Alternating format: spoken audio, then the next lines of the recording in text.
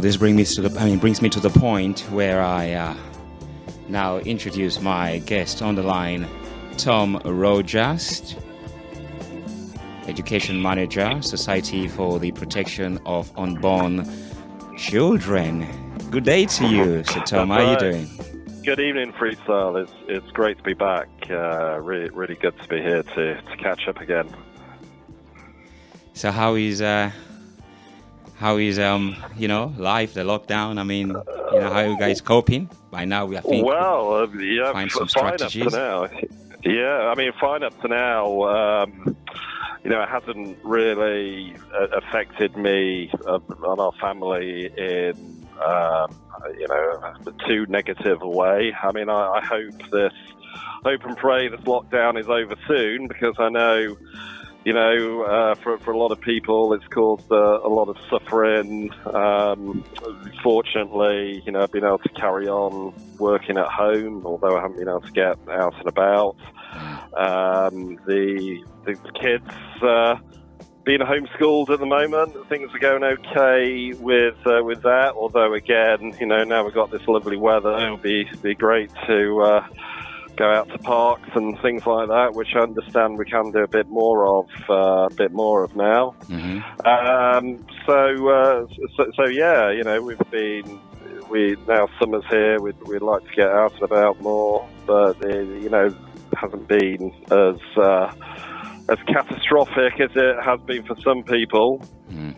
We're due, as you know, we've got our new arrival due any time this week. Our new baby. So we've been preparing for that, and it's just taking every day as it comes now. Due on the 22nd of May, but as you know, it could be any time. I mean, this is so much a task for you, because we are under this lockdown, and where people are so scared about, going into hospitals.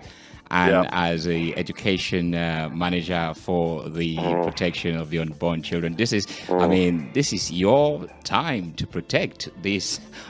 Your unborn, yet to arrive. Double task for you. It's always quite, because of what I do for a living and everything, and going around giving talks on the life of the unborn baby in the womb, and about the development of unborn babies in schools and things like that. And whenever I have one on my own, this is our third, then I always follow the development week by week. And so I really feel that I know baby Logan, that's what we're going to call the new one. Baby who? Well already. Baby Logan. Oh, baby Logan. Yeah, Logan Joel. That's the names we've chosen. Beautiful. But yeah, we're having a home birth. That's beautiful. Something my wife was wanting anyway, but that decision was, really sort of confirmed by the whole coronavirus situation. And touch wood, we should have a couple of midwives here, but I've been brushing up on some basic obstetrics just in case, hopefully. Are you confident of the home birth?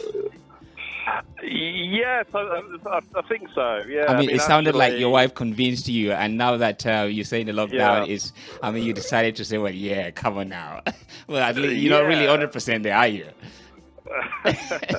No, I think it's a good idea. Like I said, as long as we've got the midwives here, and nothing goes wrong, then it'd be great actually, because it's in a much more relaxing and comfortable environment for my wife. She's at home in her own bedroom, and there won't be the waiting around in a hospital ward and things like that. It is a beautiful experience, Tom. I will really encourage you, because I've had my child home birth as well, and it's such a beautiful because the thing is she I cooked the food that she really wants to eat, Right. and I was playing the music that she really loves, Right. and the whole scene was just set up for her. I mean, it's such a relaxing atmosphere. I think if you're relaxed with it, she will be relaxed with it, and everything will be fine. Yeah. I hope so.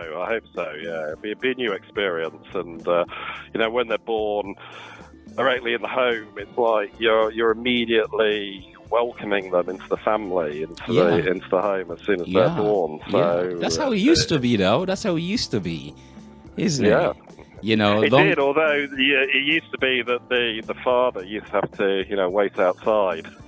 Yeah. Certainly in this country, it's only sort of recently that fathers sort of permitted to go in and accompany their wives giving birth. Before that, it was very much the mother and the midwife. That's right. And the man wasn't supposed to be around. That's right. Thank goodness that's all changed. Well, I mean, I could tell you it's the same in India as well. I mean, in India, the men don't really get involved. Right. Yeah, so it's such interesting because I've got a child who was born in India. So I mean, I was there from day one. There was really outstanding. I mean, astonished to see that. Every single moment of it, I was present, and I'm like, and then you're not going to cut the cord now because and most of it is private anyway, and so we allow every process to take its course. And it was such a beautiful thing, but they was really surprised, and but it's a beautiful thing. I mean, the expectation of life is such a beautiful thing. I mean, nothing surpasses that, and like you said, being born, in the home, into a home, it's nothing really beautiful than that. I think that's a very wholesome, what you call organic process. Absolutely. Absolutely. Yeah, we try and do things as naturally as possible, as God intended. Yeah. So, Well, I mean, good luck with that. Good luck. Thank you. Yeah, hopefully I'll be able to report on all that next time. Yeah, please. Would like to know how baby Logan is faring on. Baby's coming into a very interesting time of our lives. Absolutely. A lockdown baby. I mean, he's going to have such stories to tell his children and grandchildren. So when it start going out, don't want to come home, you can know now. It's like, they've been locked down. Absolutely. But it's a beautiful thing. Anyway, it's beautiful. Well, welcome here to Feferity Radio, and we wish you well, and you and your wife and family. Thank you. The last time we were here, we spoke extensively about what your organization is continuously been doing from the 60s and still continue to do fighting. It's like it's a kind of endless battle, and winners are emerging that are questionable, and people are getting funding, or organizations are getting funding left and right to take life, and your organization, because it's virtually struggling to get funding for saving lives or to save lives. So I mean, most of these things we've touched upon or discussed the last time, but in most cases there are updates and more information available to talk about. I mean, what are they you want to start with? Well, I mean, the big thing, really, which we did touch on it last time. The DIY home abortion. That was the DIY home abortions. I mean, this is just absolutely massive, because this is the most radical change to abortion provision since 1967 with the original Abortion Act. So, I mean, just in case anybody wasn't listening last time and doesn't know too much about it, there's been a change in government policy concerning abortion provision, where now women are allowed to self-administer both stages of the medical, that's the abortion using drugs, in their own home.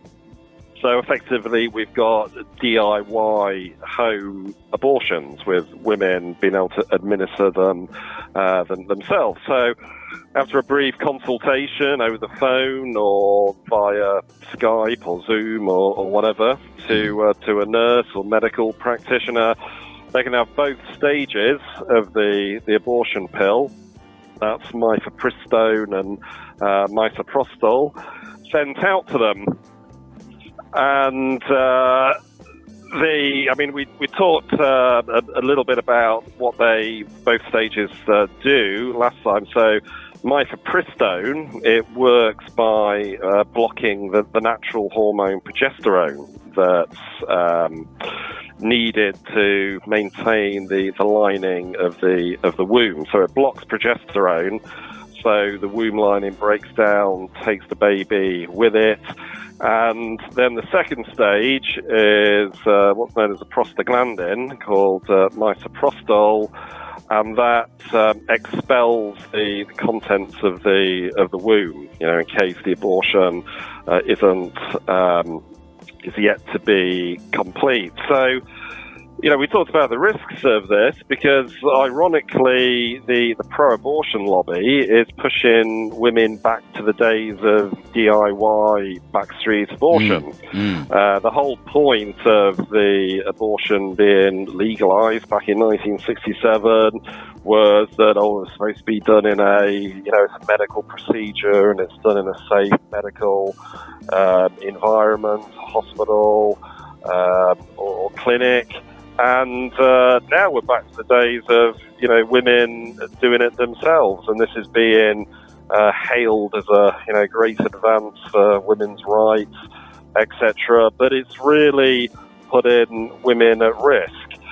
So, as well as the increased loss of innocent human life, there's going to be, which is, of course, one of our principal concerns as the Society of Protection of Unborn Children. There's also the risks to women's health. And last week, the CEOs of both SPUC and SPUC Scotland wrote to the Secretary of State for Health demanding answers to some of the health concerns to women that this is raised. So, for instance, complications are increased the later that these pills are taken.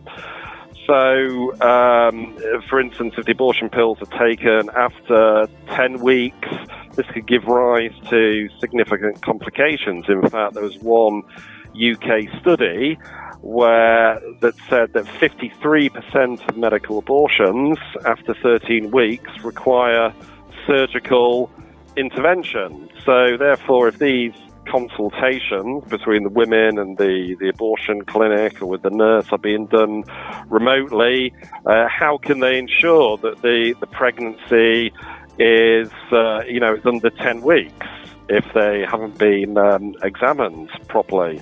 I mean, there also is an incident I saw on your website about police seized blood-stained sheet, pills, and painkiller as woman dies after consuming abortion drugs. That happened in India.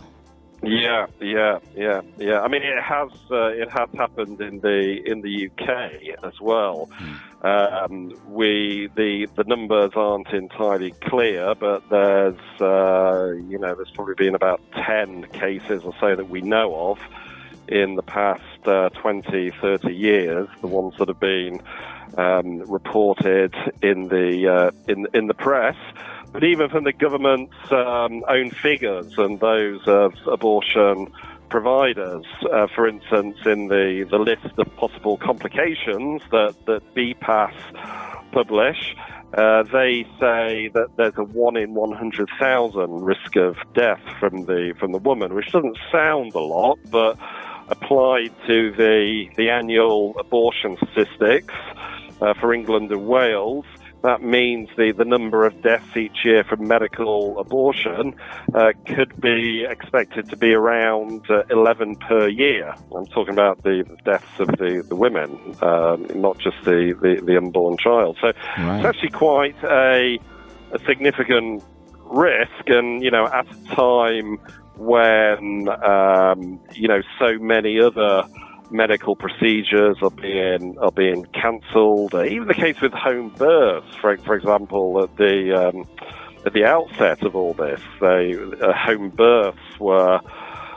possibly under threat because there may not be an ambulance on standby in case anything goes wrong.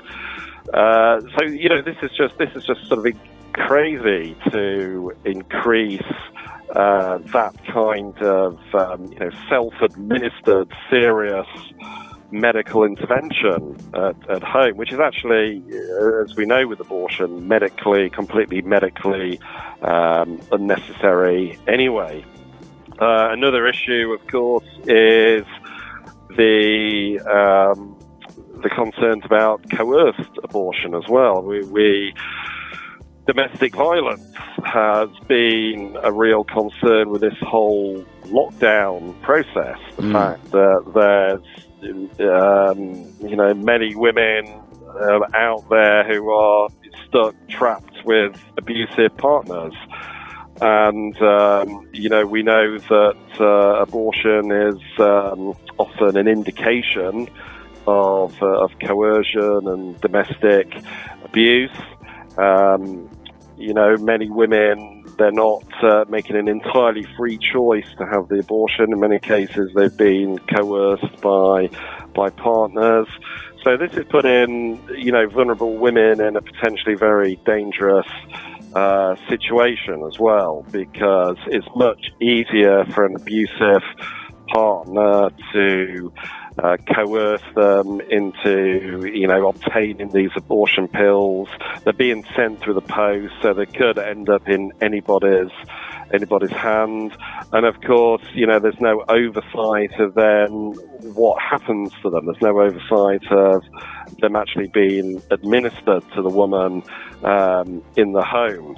And, there's no guarantee that the woman isn't being forced to take them. So there's all these kind of various serious issues that this has thrown up, which are just being completely ignored. Also being steamrolled in. Yeah, also as well, you have couples in this lockdown, probably mistakenly, not something that they really planned, but the pregnancy involved. The woman get pregnant, and both of them really looking at the situation that is happening around the world, and consciously thinking to themselves, well, would you really want to bring a child at this time? For the appropriacy of the incident to maybe decided to keep it or not to keep it, that's kind of situation there that one will fall in. What would be your advice for some, in an occasion like that? Well, exactly. You're absolutely right, and especially because women at this time can feel a lot more isolated. A lot of the time they're not able to, therefore, go out and talk to their friends and a lot of their social group. So that can increase the pressure. The couple can be there in the house and just feel really, hemmed in. And of course, we've got Project Fear at the moment, where this is supposed to be an absolutely catastrophic thing that's happening to humanity. So you're absolutely right that there's probably a lot of fear and anxiety involved. But, there's always hope. There's always a way. And I would just really encourage anybody who's in that difficult situation, who doesn't know where to get help, that there is help available, both practical and moral support. For instance, our sister organisation, Abortion Recovery and Care Helpline, they run a free counselling helpline, which both helps those suffering in the aftermath of an abortion, but can also help women who are experiencing a crisis pregnancy situation. They haven't got anywhere to go or don't know what to do. We can help them explore all the options and find the sources of help they need. So you can find it on the internet. That's ARCH, Abortion Recovery and Care Helpline. Or I can just give you the helpline number as well, so your listeners can write it down. That's 0845 603 8501. That's 0845 603 8501. Thank you for that. So, any, if you in that situation and you don't know where to go for help and support, then please go to our helpline. Yeah.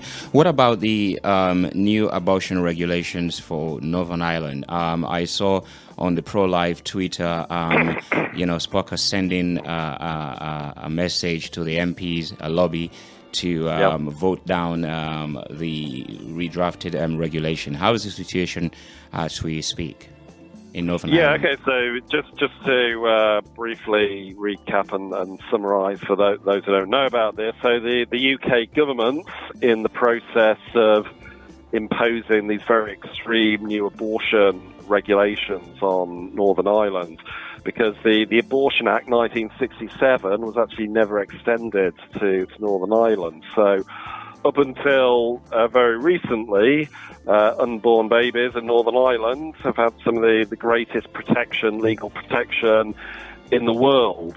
But while the Stormont Assembly was suspended for various reasons,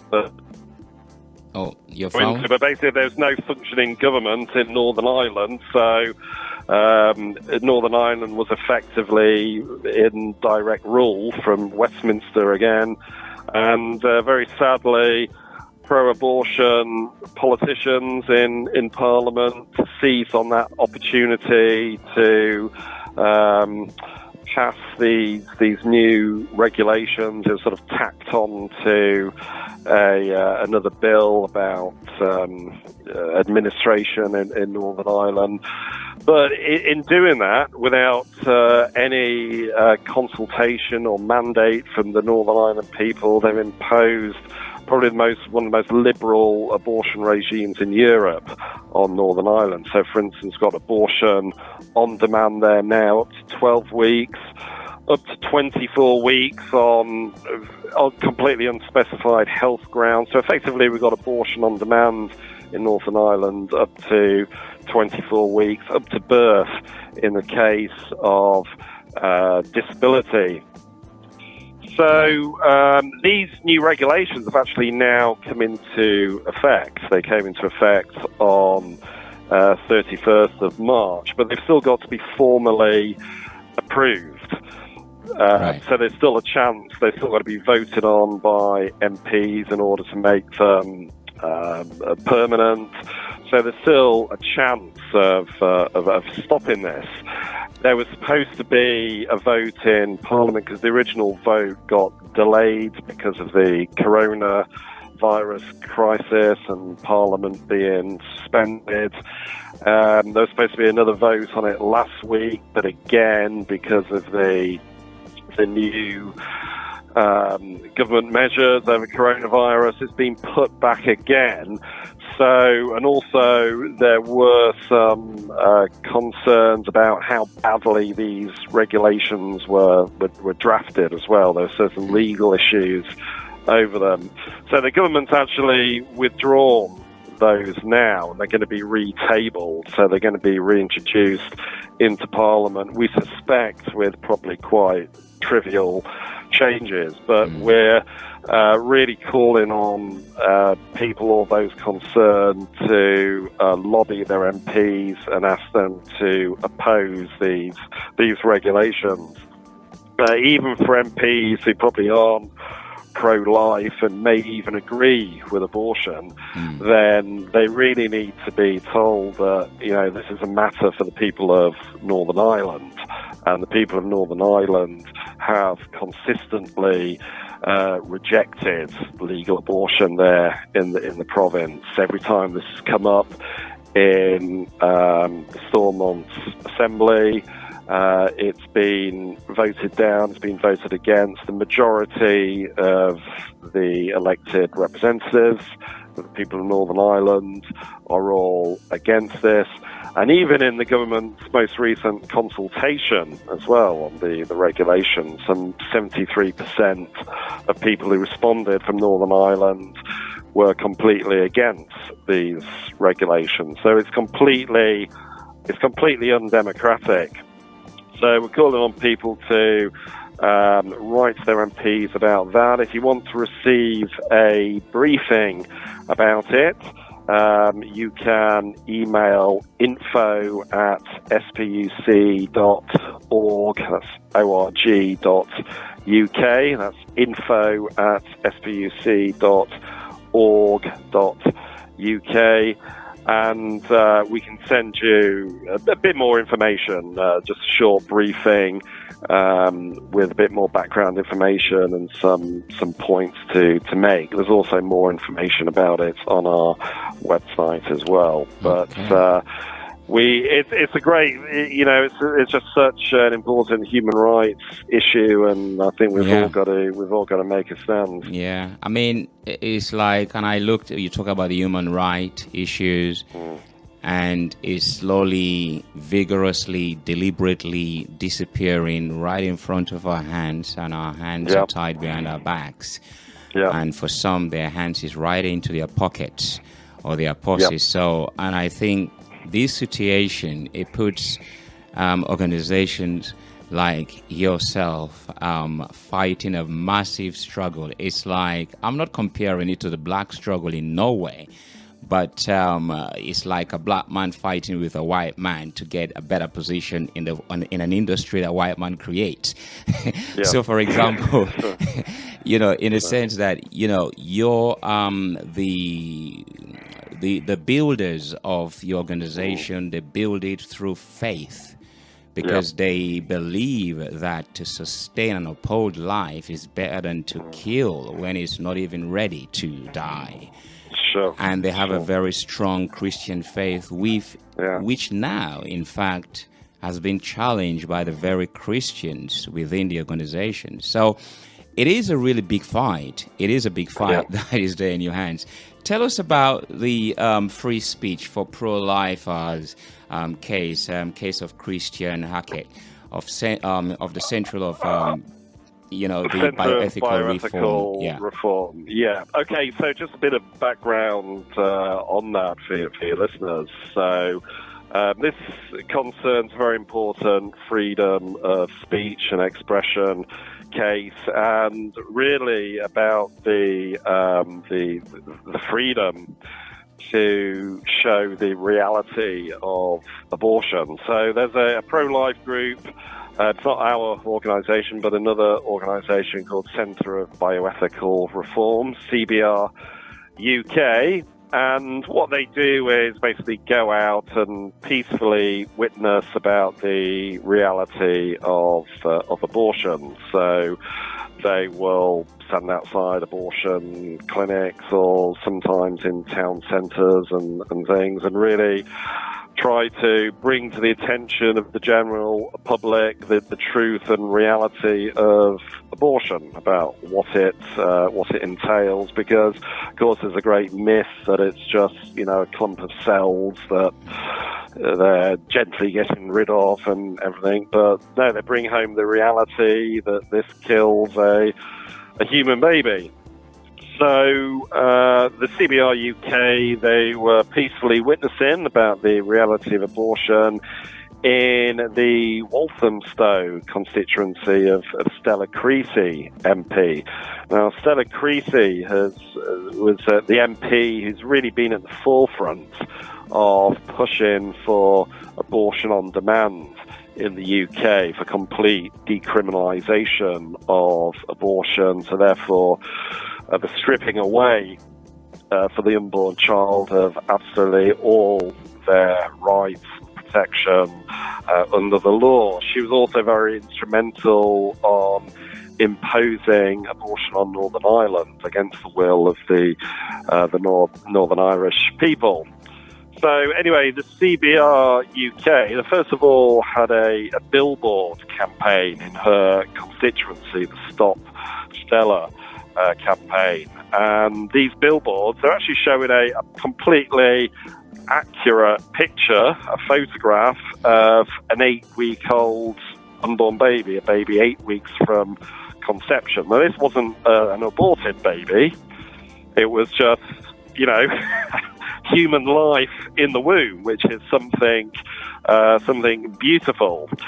So, but they were showing this just to show the people of Walthamstow, Stella Creasy's constituency, that this beautiful baby, this human being, is under threat because of the policies that their MP is pushing.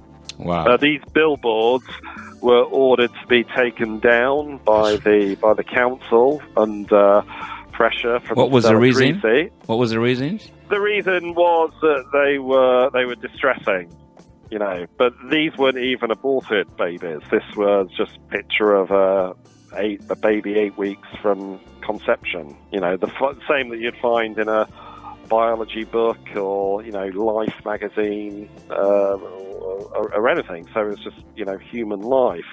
But because it was drawing attention to the fact that Stella Creasy believes such a child has absolutely no human rights and it should be perfectly legal to kill such a child, that's what really drew the wrath of Stella Creasy and pro-abortionists in her constituency. So anyway, these were taken down by the council.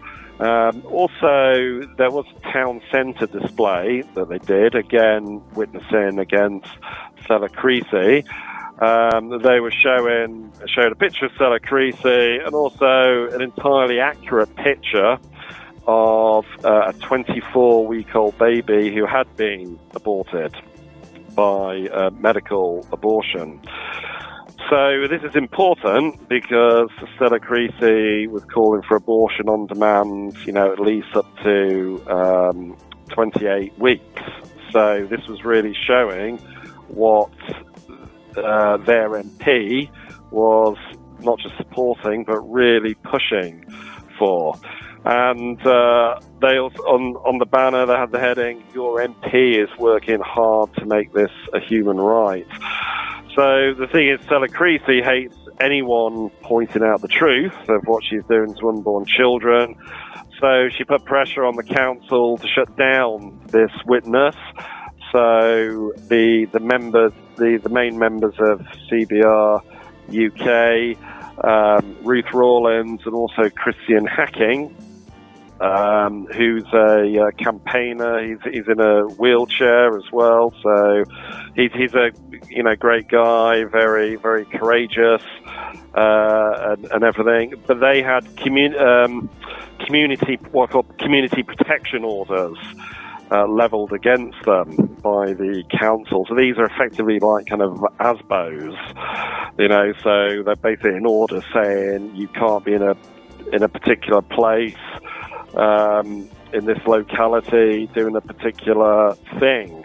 So they had their displays taken down and confiscated.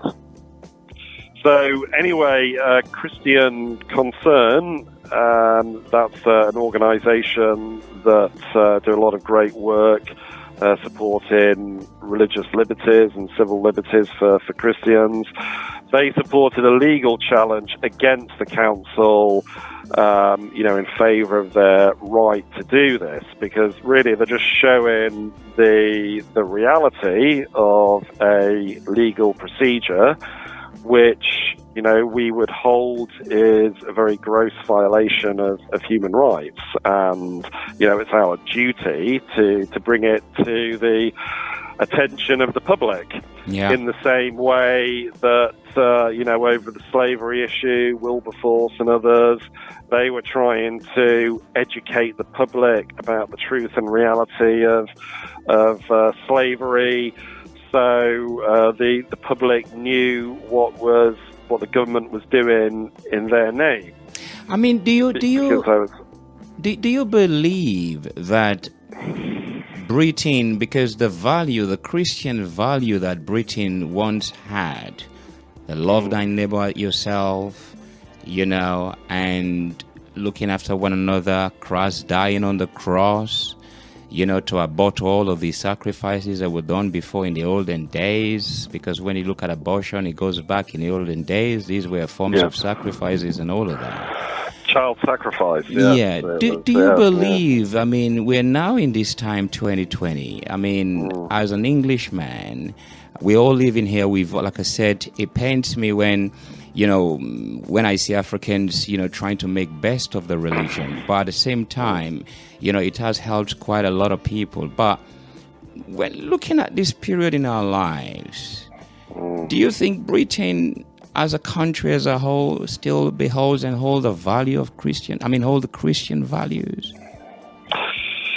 In a very kind of residual way, there's certainly a Christian heritage there, but it's becoming increasingly lost. I mean, I can only really compare it, say, to my childhood, the Britain I knew in my childhood and what I grew up with, where it was still, a relatively Christian country. So I remember the village I was brought up in, where the majority of people did something vaguely Christian on a Sunday morning, go to the church or chapel or Sunday school. All the shops would be closed, so there was at least some sense of Sunday being special. And, the majority of adults still got married. There was still an emphasis on the value of family life, but and really some of the things that are really completely in vogue now and promoted, not just as being normal, but should be celebrated. These were things, back even 20 years ago, like same-sex marriage, things like that, were just absolutely unimaginable. And I think we've moved so far very, very quickly. And I think once you've had that kind of apathy, spiritual apathy, loss of faith, after 2 or 3 generations, I think then you go into complete freefall. Because I really think the generation that are now the MPs, almost like the sort of post-millennials, but I mean, some of the MPs, a lot of the MPs who are in Parliament now, they were, born after 1990. So they've just been brought up in an environment that's had absolutely no reference to Christianity whatsoever. So they just generally don't have that underpinning. So, you can make your own truth. The truth is what the majority of the people believe. And I think once you get in that situation as a society, you just go into free fall. And we've just seen now, I mean, I'll probably go on to this in a bit more detail later in our conversation, because I know we're going to talk about RSE and things like that. But, I mean, we've just got a completely new normal now, where really the idea of getting married, heterosexual marriage, monogamous union for life, and the nuclear natural family and everything, that is seen as, what's bizarre, the sort of bizarre thing, what the minority do, where what's promoted is the whole LGBT ideology, which really is about a complete moral relativism. So, you define your own morality, you define your own identity, your own sexual identity, your own gender identity. Families come in all shapes and sizes. Diversity is celebrated. So, 2 mums, 2 dads, even though that's a biological impossibility. 3 mums, 3 dads. That's what's celebrated. I think the concept, that's the new normal. Yeah, I don't know which. Whether it's the right decision people are taking, because I think Christianity, for a very long time has become very unpopular in terms of how they relate to the people of what is happening now. I think they struggle. So we don't know that it's a good thing or a bad thing. Staying on abortion for a bit, I saw something on the net. This, I think, happened in the States. It's a conference, it's a visual conference for, LGBTQ visual conference. And the title of the conference was The Queer, Not Fear. So do you believe... Queer, not fear. Do you believe that abortion businesses use sex education programs to push money-making abortions on vulnerable young people? Oh, absolutely. The whole... what's called the comprehensive sex education agenda, that's really the idea that, children should know as much about sex as possible at the earliest age possible. Essentially, you equip them with all the knowledge, and then they're supposed to be able to make entirely rational decisions about, what's safe and healthy, etc., with absolutely, no understanding of human nature. But yeah, we know some of the greatest funders of this kind of comprehensive sex education in the world are, organizations like Planned Parenthood, Mary Stopes, abortion providers. They all support this kind of so-called comprehensive sex education. You look at the relationships and sex education that the British government is trying to push on schools in England. And if you look at the statutory guidance, for example, that, as well as all, the sexual acts and the full range of contraception, etc., they're supposed to learn about. Also about all the options available during pregnancy, including adoption, keeping the baby, and, termination of a pregnancy or, abortion.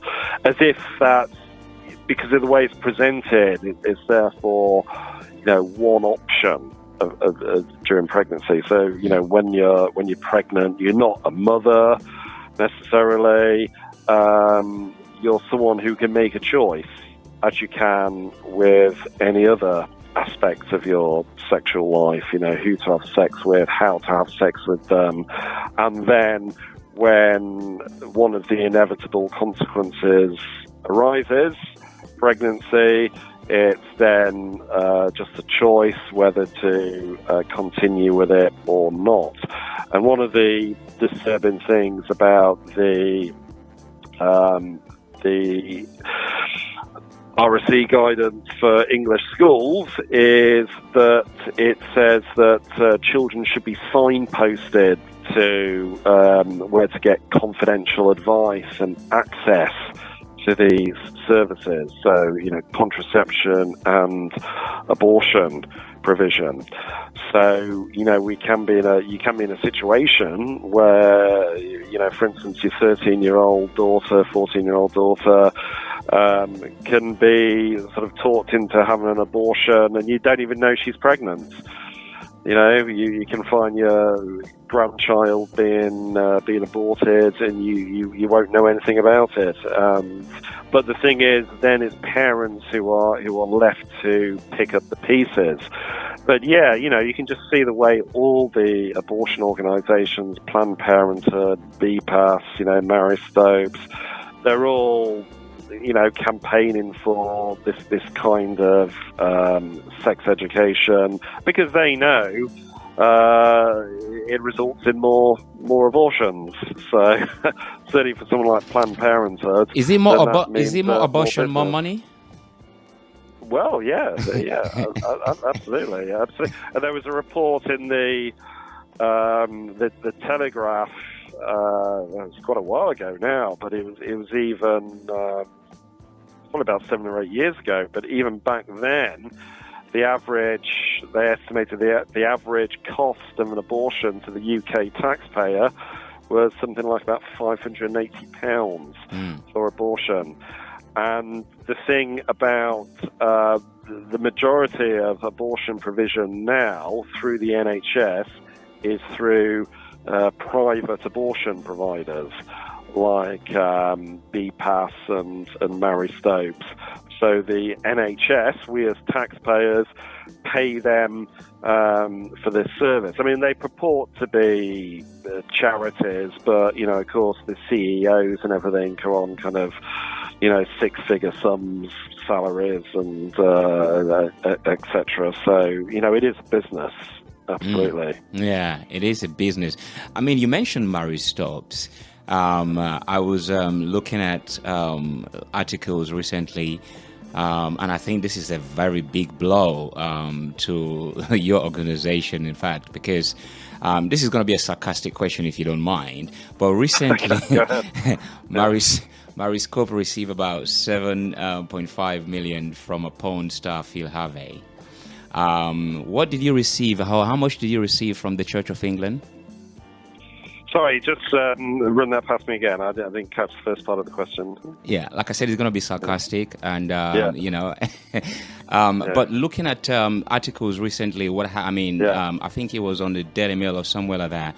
That Mary Stopes, who have been sort of like saving women and children's lives, recently received $7.5 million from a porn tycoon, Phil Harvey.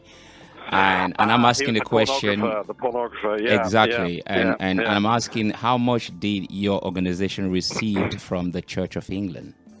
Well, we don't receive anything from the Church of England as a body. I mean, all out. Yeah, you know, I saw that, and this was he's a pornographer, wasn't he? I mean, he owns, I think it's Adam and Eve is the company he owns, which has been publishing pornography for decades, and he donated something like $7.5 million or something to Mary Stopes, an abortion fighter, which shows you the link between, you know, pornography and abortion as well. This is a real culture of death. And, you know, those who consume, those who watch pornography, probably don't even think about the fact that this is happening. You know, there's children possibly being conceived who are then going to be aborted, as well as the fact that there's women that they may be watching who are being human trafficked, who have been coerced into doing that. We know that all this kind of abuse happens in the pornography industry. But if you're doing anything like that that's promoting and encouraging sexual promiscuity, you're obviously going to get a lot more unwanted pregnancies. And of course, the people who want to do that, who want to promote that sort of lifestyle and sexual license, not surprisingly, like what was his name, George Harvey, was it? Phil Harvey. Theo Harvey, you know, not surprisingly, they want to have something there that will mop up the inconvenience consequences of that. Get rid of the innocent human lives that are born as a result. I mean, you mentioned, human sacrifice earlier, which, in biblical times, of course, used to be the way they used to, get rid of the unwanted children born as a result of sexual promiscuity. They were sacrificed to Molech and the idols there. And, now we have legal abortion. It's similar principle. Yeah. I mean, actually, I was reading into Mary Stopes, and it was really interesting to know that, I don't know if you know this, I think there's a similarity between Mary Stopes and Bill Gates.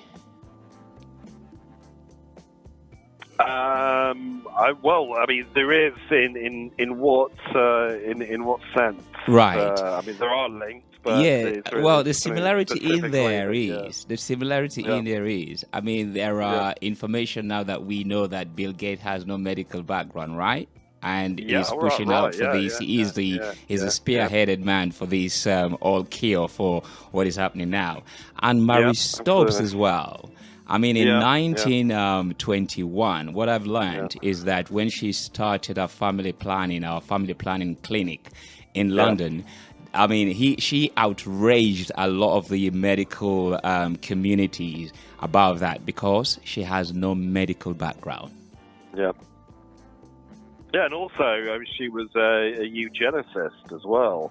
That's interesting. One of the motivations for doing what she did was that she, didn't like the idea of what she thought of as inferior classes of people breeding.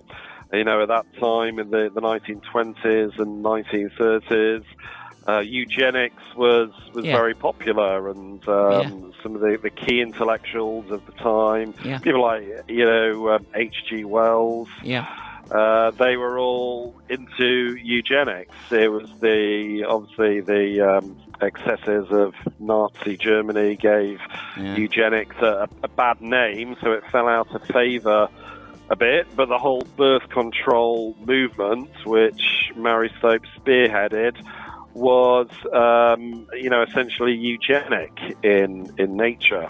I mean, it's so interesting enough also that forced marriage broke down. I mean, she kind of put it annoyed.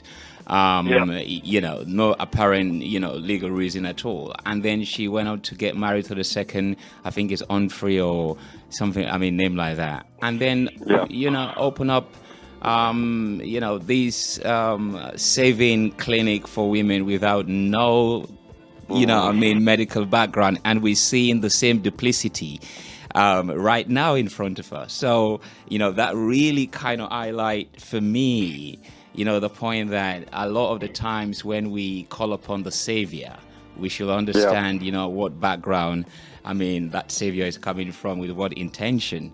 That's quite interesting for me to find out today, really.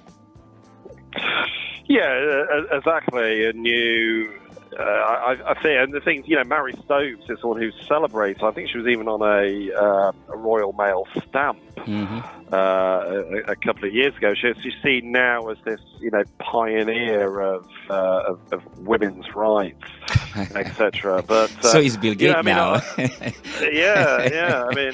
is interesting. Ironically. Mary Stopes, as abortion provider, they actually got into real trouble with the Care Quality Commission. There was a very serious situation a year or so ago when Mary Stopes clinics were suspended from doing most abortions because they'd had such, terrible reports from the Care Quality Commission. So many abuses and things were going on in their clinics, negligence, failings of care. So they've actually got quite an appalling, health and safety record for women. So, they're not serving women. They're not doing women any favors, let alone obviously the consequences of abortion on women, which we know can be devastating. Yeah. It is interesting. I mean, remind us about the last time we spoke. Your organization was calling upon the government to delay the implementation of the RSE till 2021. What's the position now? Absolutely. Well, we're still calling on the government to do that. So,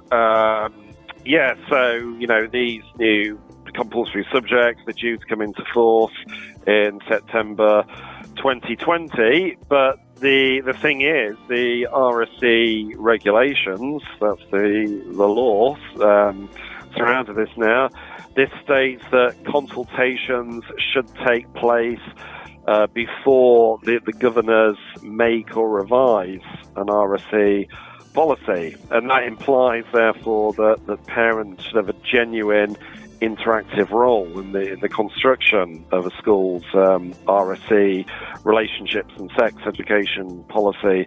The statutory guidance as well, the new statutory guidance that also stresses parental consultations with parents being able to see and review resources, etc. So, we're getting an increasing number of approaches from anxious parents, either saying that these consultations haven't taken place and haven't heard anything about it, or the consultations that they have had have been completely inadequate. So I had one case I was dealing with earlier in the week where the headmaster had just sent an email with a draft RSE policies and attachment saying, this is about to go to the governors, so just send me any feedback and I'll take it to the governors.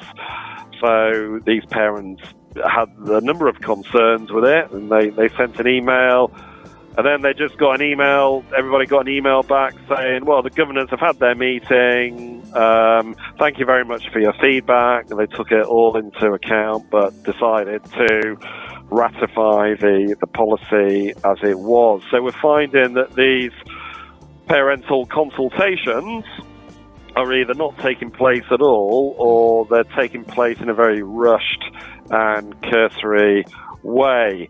The problem is that the government's made it clear that the final decision about what's taught about relationships and sex education rests with the school, and the parent doesn't have any right to veto anything that's taught to their own children, or even now to opt their children out of these lessons. So there's actually no incentive anymore for schools to listen to parents. And there's a danger now also that the government will just plough on and impose these subjects in September without adequate consultation. So we are now asking people to email their MPs to demand that, ask their MPs to demand of the Secretary of State for Education that these subjects are put back at least a year, until September 2021. So proper consultation with parents can take place, because, the schools have been closed for 2 months now, probably 3 months. Most parents aren't going to be sending their children back to school until September. Yeah. There's been no chance for consultation. It's all been disrupted. Also, as well, for the schools themselves, even where there's the best will in the world, and there's schools where they want to do this properly. They've got so much on their plate at the moment. A lot of schools have had to turn themselves into key worker schools. Have had all that to deal with, and online learning, half of the staff being off sick, things like that. That's so much to deal with that it's just really insane to push a change this big is so sensitive as well, because it just deals with the most intimate and personal part of a child's development, and we are absolutely adamant that the government needs to be told that you can't just impose this on our children without consultation. So we're also calling for the right of withdrawal to be reinstated. So we'd encourage people to write to their MPs about that. If they want me to send them some more information with points to make, I'd be happy to do that. Just you can email me at education@spuc.org.uk. That's education@spuc.org.uk. I can send you a bit more information about that briefing and some points to make to your MP. It doesn't have to be a long letter, long email. Just just really you're a parent or whatever, and you want to be the right to be consulted about this. There has been a little bit of good news. Well, this is exactly what's going to go on, because I think is it the government has confirmed not mandatory to teach the LGBT at primary school? Yeah, absolutely. I mean, this was quite interesting, because the wording in the government's official RSE guidance, it's very ambiguous about whether LGBT issues should be taught or not, and deliberately so, because the government's been trying to play both camps, as it were. They want people like us. So the government is doing it both ways. They want people like us to think that LGBT is not compulsory. They want the LGBT lobby to think it is. You have to sympathize with the government on that point, right? On that position, because they should just come down on the side of parental rights, and the government should recognise that the state has no right to interfere. I mean, we're saying the government shouldn't really take sides. I mean, so in this case, I think, like you're saying, they are really taking it on both sides. Really, well, incredible.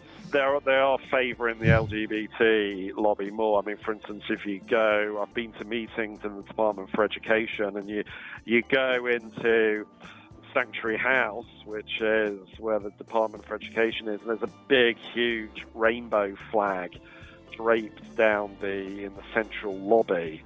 It's really quite bizarre. So we know how they fly their flag, but saying that, there has been a noticeable change of direction with Boris Johnson's new government. I'm not saying they're where we are, but they are moving in the direction of sanity. So last week there was questions on an update on RSE, and it was Baroness Berridge, who's an Undersecretary of State for Education, a government spokesperson, and she actually confirmed that it's not mandatory to teach LGBT issues at primary school. She absolutely confirmed that. And she actually went further and said that Ofsted should respect cases where schools choose not to, especially with faith schools. She said that Ofsted needed to take into account the religious background of the pupils, and also religion as a protected characteristic as well, because we've had all these problems with Ofsted closing down independent faith schools, especially the Orthodox Jewish community. They've had real problems with Ofsted, but also independent Christian schools as well. So that was actually very good to hear and quite reassuring. And the LGBT lobby, Pink News, they were kicking up a fuss about it. So it must be can't please must be a can't good please thing. every side, right? Yeah, no, you can't please everybody all the time. That's Abraham Lincoln who said that. You can please some of the people some of the time, Yeah. all of the people some of the time, but you can't please all of the people all the time. But government has to do, at the end of the day, has to do what is right. So we're here to try and ensure. I mean, you're fighting for your corner, which is right to do so. Yeah. Because when you use the word "what is right" in a political sense, it's very ambiguous. So, I mean, government might come and argue with you all day that they're trying to do the right thing by looking at all sides and making that all sides are really happy. My special guest on the line here today on Feferity Radio, Tom Rogers, Education Manager, Society for the Protection of Unborn Children. So at least it's not all bad also, because you're talking about Faith School. Tell us about the Warwickshire County Council, because they've actually scrapped the explicit term or said that, I mean, all about me, which is that's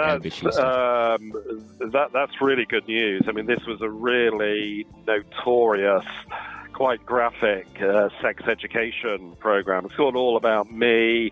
It made the news a lot last year because there was parents in uproar about it. I mean, this was actually a program that literally encouraged child masturbation and included graphic sexual images.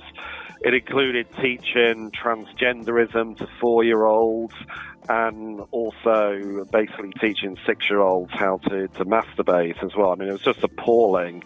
And this is now being completely scrapped, which is good news as well. That is really mad, isn't it? I mean, it was just horrific. It really was. Even by the standards of some of the mainstream sex education programs out there today, this was particularly extreme. This was particularly bad.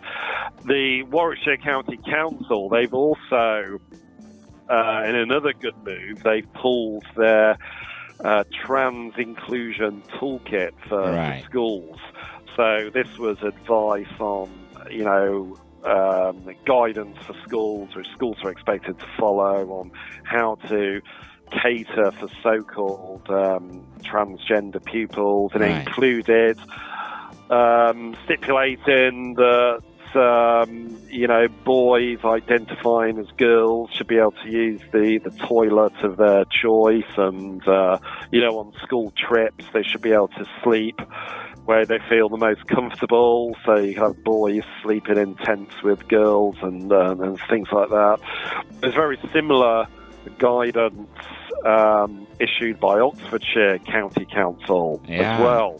Yeah. And this was actually subject to a High Court challenge, which was brought by a 14-year-old boy? Schoolgirl. 13-year-old schoolgirl, who was arguing that her right to privacy from the opposite sex was being threatened. So again, this was appalling. This guidance from Oxfordshire County Council, for instance, instructs schools to actually proactively identify transgender children, children who are young or have special needs, by observing their actions. So, such as what toys they're playing with, encouraging them to read stuff that is against so-called gendered stereotypes, and it's encouraging teachers to try and define what gender the children are. Like if a boy likes more girly things, then they could be transgender, so therefore they should be treated as that gender. I mean, it's such a violation of both the children and parental rights. It was also instructing the schools to allow young boys to use the girls' toilets and changing rooms and dormitories.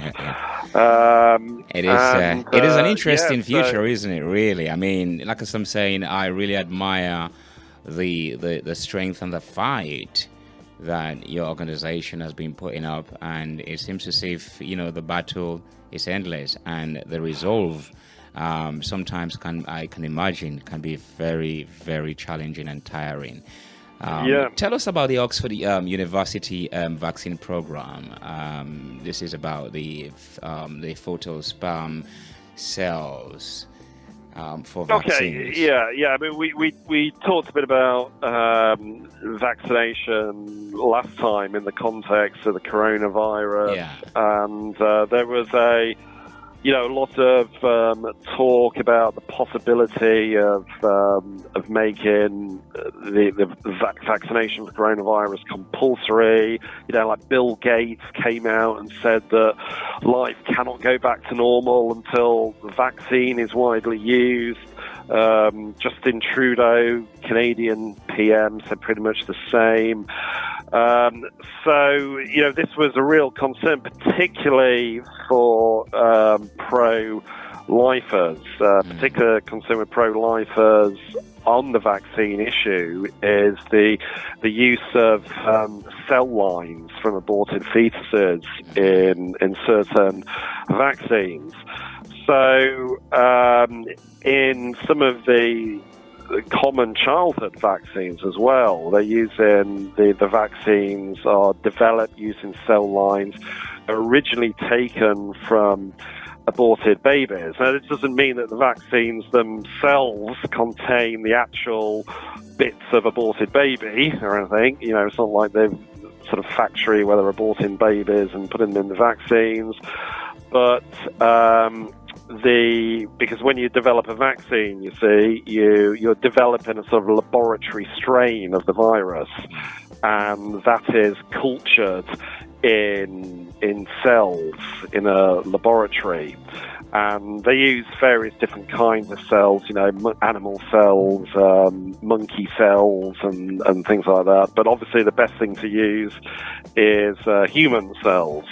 And two particular fetal cell lines that have been heavily used in vaccine development. They're named according to the laboratory facilities where they were first developed. One cell line is known as WI38, as developed at the Wistar Institute in Philadelphia. Now, this, for instance, was developed back in 1962 by taking lung cells from an aborted female baby at approximately the 3rd month of pregnancy. So another cell line is MRC5, and this was actually developed in England by the Medical Research Council. That's why it's called MRC5. This was created way back in 1966, and it is derived from fetal lung tissue taken from a 14-week male fetus, which was the baby of a 27-year-old woman who had an abortion for psychiatric reasons. So, there's a human story behind these cell lines that are used, a tragedy there, that an innocent human being being killed.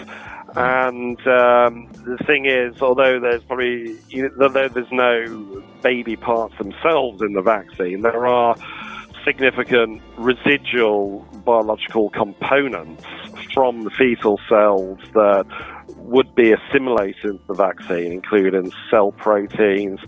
And also, there's, a measurable portion of the fetal DNA as well. And actually, certain of the common childhood vaccines used today have been developed using these two fetal cell lines that I've mentioned, and they include, for instance, the MMR vaccine.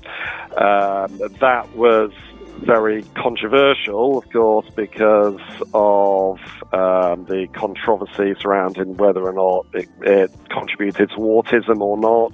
But for pro-lifers as well, it was also of concern because it used one of these fetal cell lines as well. Also, the DTP vaccine, hepatitis A vaccines, were all manufactured using cell lines from aborted fetal tissue. I mean, in your experience, has vaccine ever worked? Well, that's a contentious... Like doing the job it's meant to do, for example. What it says is going to as vaccine. Let me put it that way. Yeah, I mean, that's debatable. I mean, there are a lot of people. I mean, the official narrative is that, vaccines have saved millions of lives, and they're entirely, the benefits far outweigh the risks. But of course, there's others. There's quite a marginalised voice who say that the risks are too great. They're not as effective as they're claimed to be. There's a range of serious side effects. In the minority of cases, could even be fatal as well. So, I mean, it's a big issue. But I think an important principle is that there should be informed consent. People should have the choice about what is injected into their own bloodstreams or that of their children. That's individuals what, sorry, I mean that's what I really going forward with all of these.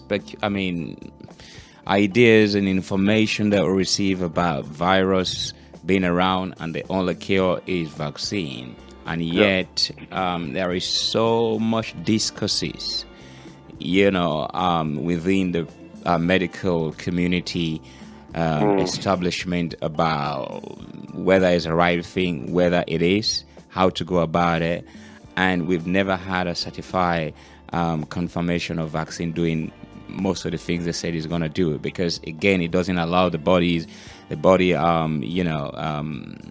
bacterial, defense system to establish itself so I don't know, but yet the calling for the vaccine and what you're saying about being a choice going forward, I think that's going to be the new religion. It's not about those who believe in God anymore. I believe going forward is about who has the vaccine and who don't. Yeah, I don't know. I mean, that's how I see things going forward. Well, the British government has, Matt Hancock, the Secretary of State for Health, he said we're throwing everything at a vaccine, and certainly a vaccine is being perceived to be the kind of savior of the world on this one. But the thing is, we have natural immunity as well, don't we? So, our bodies naturally produce antibodies and fight disease. So, eventually, with or without a vaccine, natural immunity would develop in a population. And, most diseases, they therefore peter out after a while because of the natural immunity that builds up. And what often happens is the vaccine kind of comes in at the tail end of a disease doing its worst, when it's probably on its way out anyway. And then the danger is it can, of course, disrupt the sort of process of natural immunity. But anyway, that's a big issue. Certainly for pro-lifers, the main concern is, I suppose, the ethical one about the use of fetal cell lines. But that's one more reason, why it shouldn't be mandatory. But again, perhaps a bit of positive news on that front. With the last, I saw Matt Hancock at a press conference a few weeks ago, where he was asked, should the vaccine should it be mandatory in this country, and he said, they're not planning on making it mandatory at the moment because they think everybody the vast majority of the population will take the vaccine up. And, given the way that it's, hyped and Project Fear and everything, that's probably the case. On the pro-life front, it would be a concern, irrespective of the health issues. It would be a concern because one of about three of the leading candidates for a vaccine around the world, at least three of them, are using cell lines from aborted fetuses, including the Oxford University one, the human trials that are currently undergoing for that, and we're hearing so much about that I believe uses cell lines from an aborted baby. I think it's the HEK 293 cell line, which was derived from an abortion in the early 1970s, and which is, has been sort of cultivated by Oxford University. So that would be a concern, another concern, if the vaccine was mandatory, which I hope and pray it's not.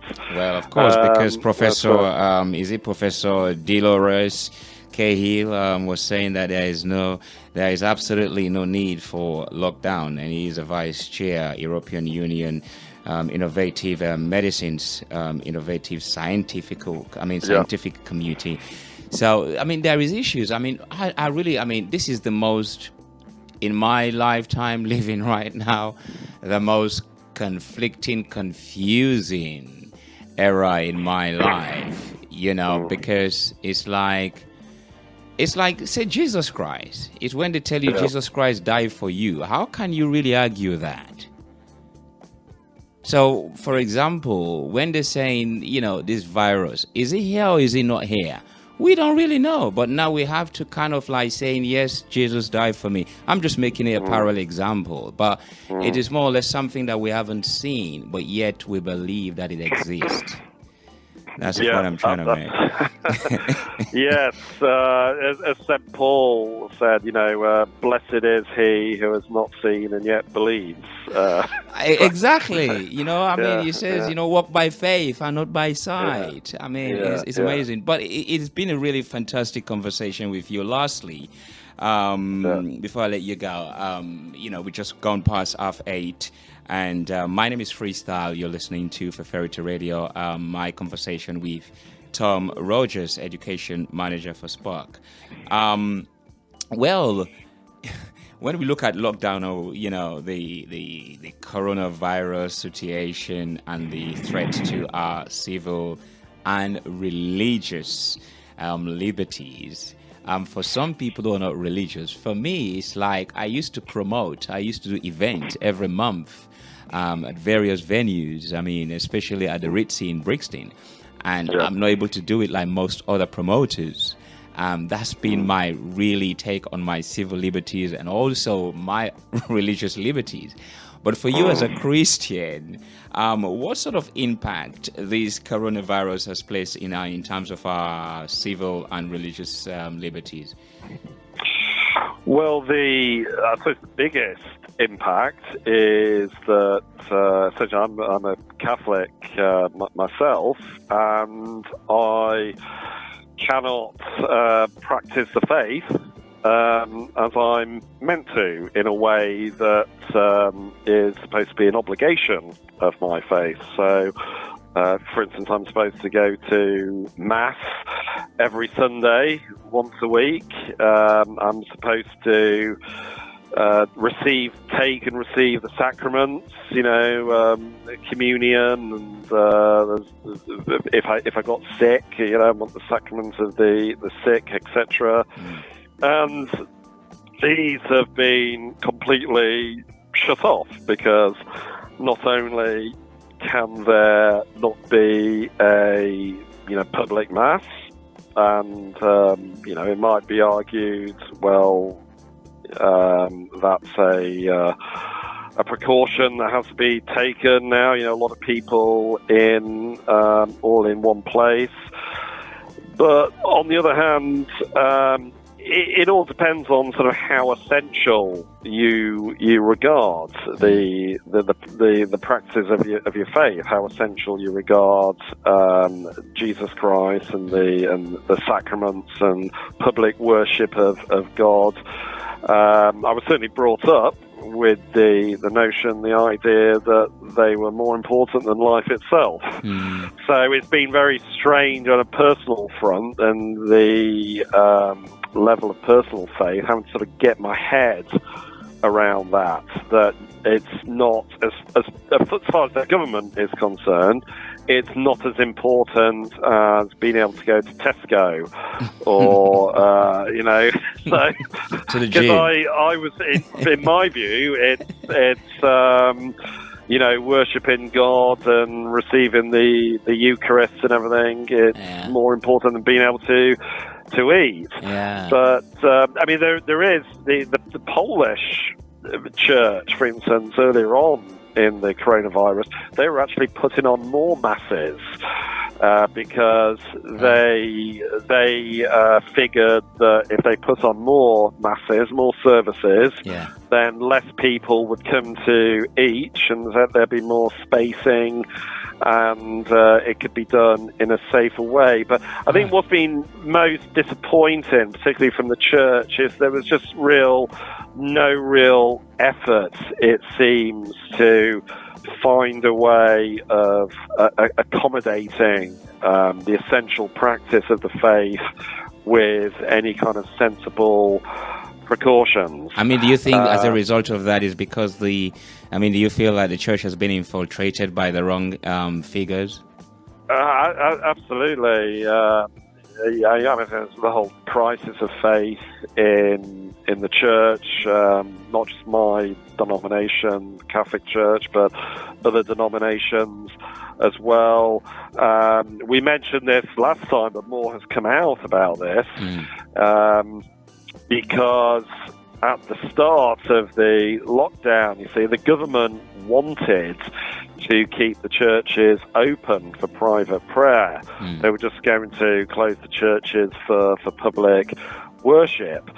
But the Catholic bishops, under the advice and representation of a man called Jim McManus, actually lobbied the government to close the churches altogether, arguing that the safest thing was just to shut the churches altogether, even for private prayer, which was quite extraordinary.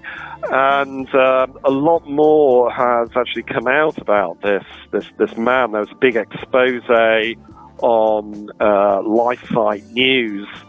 Who is Jim McManus? Jim McManus is his official role at the moment is he's like chief medical manager or something at Hertfordshire County Council, but he's also the vice chair of something called the Healthcare Reference Group for the Catholic Bishops' Conference of England and Wales. So he's kind of the church's, at least the Catholic Church's, official advisor on health matters. And they've let this man not just advise them, but actually represent them at government level.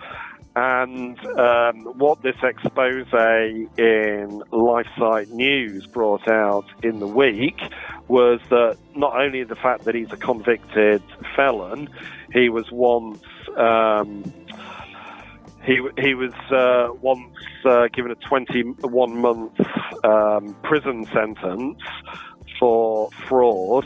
He defrauded a health charity, an AIDS charity that he had founded, of something like £15,000 or something, and he was given a 20-month prison sentence for that. But not only of that, he's a lifelong LGBT activist. This is someone who has been campaigning for about 30 years to change the teaching of the church to allow for and support homosexual practice. This is someone who 2 or 3 decades ago actually left the Catholic Church and helped found his own pro-LGBT church. Yes, one of these sort of liberal, LGBT churches where it's that sort of lifestyle is. I mean, is back in celebrated. the days, for old school like you and many others who think the church is all about Jesus Christ, not knowing that now it's actually Jesus has been represented by the cryptocurrency. Well, yeah, exactly. But the thing is, this is someone who has publicly, profoundly disagreed and campaigned against, major moral tenets of the Christian faith. So, therefore, why would you choose such a man not only to listen to, but to actually represent you at government level on behalf of the church?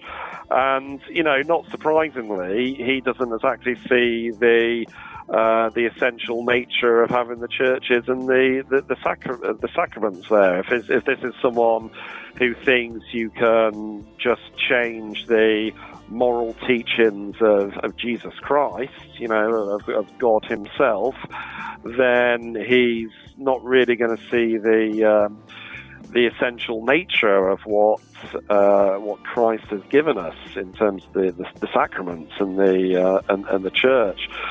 So, myself and many other Catholics and Christians, because this has impacted now all Christians of all denominations, because all the churches have been shut.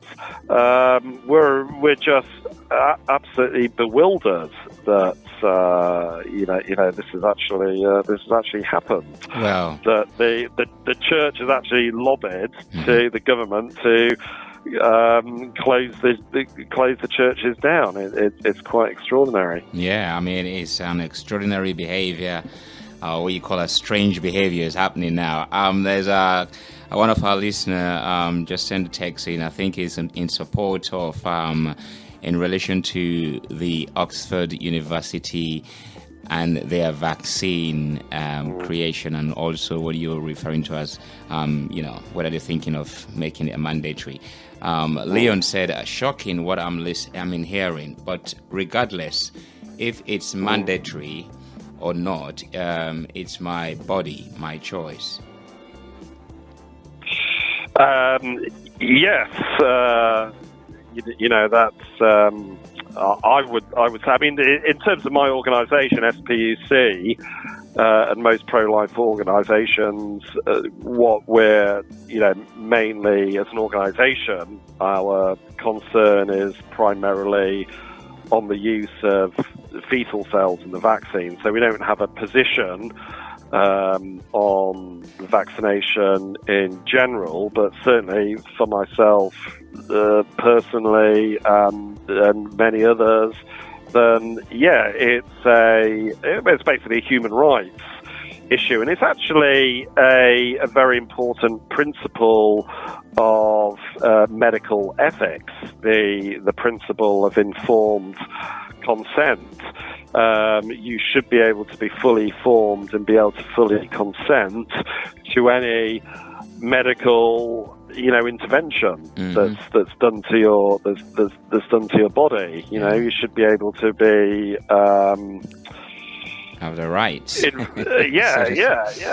should be able to find out things for yourself, decide for yourself. So, my body, my right. I mean, I know that slogan is used by the pro-abortion lobby and by feminists as well, but the difference there is that it's kind of relevant abortion, now, isn't it?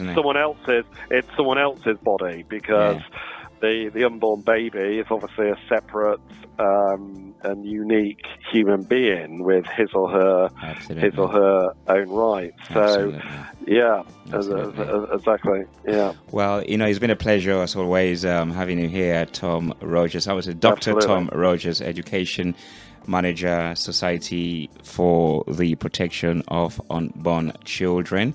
And it's really been a very interesting one, and one that we've picked up one or two things that we've learned today from your organization, SPUC.